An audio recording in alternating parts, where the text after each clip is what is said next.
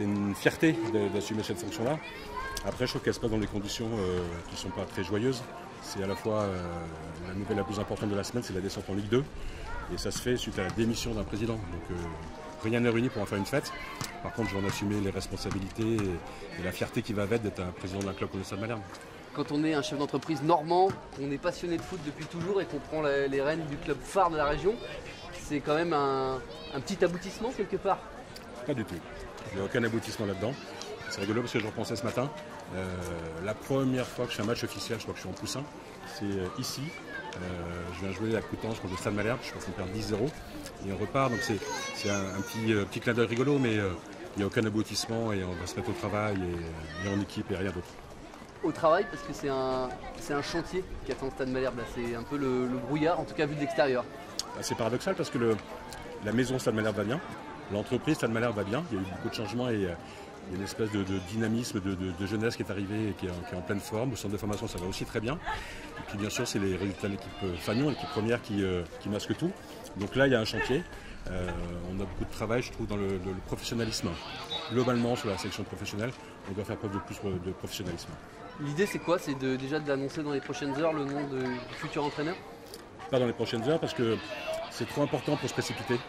On est au travail, les équipes sont au travail, et c'est essentiel qu'on prenne le temps. Alors, je comprends l'impatience, mais j'allais dire, on ne doit pas se tromper. Alors, on peut toujours se tromper, mais on doit avoir le plus de garanties. Donc, on rencontre, on discute, on échange. Ça prendra un peu de temps, mais ce moment-là est essentiel, donc il faudra un peu de temps.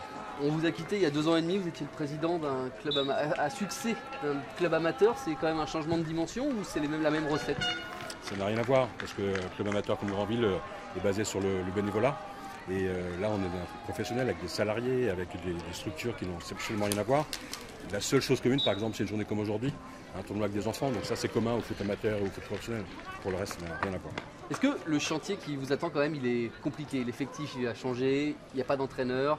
La ligne de conduite, il va falloir la créer en 3 mois. Là, il y a quand même du pain sur la planche pour remonter directement en Ligue 1. On connaît l'importance de remonter dès l'année prochaine. Hein. C'est pas de construire en 3 mois, c'est de construire un club de Ligue 1.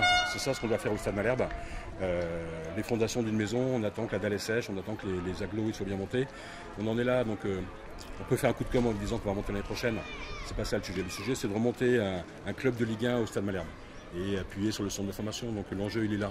Le reste, après, si vous voulez que je vous dise qu'on va remonter tout de suite, on peut le faire, mais c'est pas comme ça que ça se passe. Vous êtes chef d'entreprise, vous connaissez l'importance de remonter l'année prochaine avec les droits télé. Tous les autres gros clubs de Ligue 2 vont mettre le paquet aussi. Il y a de l'enjeu, peut-être plus que les autres saisons cette année.